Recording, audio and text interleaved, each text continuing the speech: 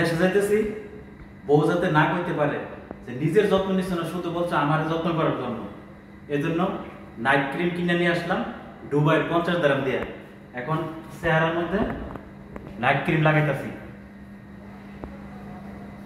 চেহারার উজ্জ্বলতা বেড়ে যেতে হবে, নাইলে বাড়িতে জায়গা নাই।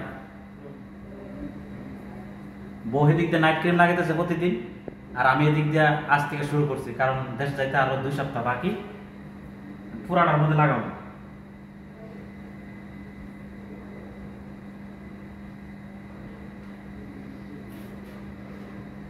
আর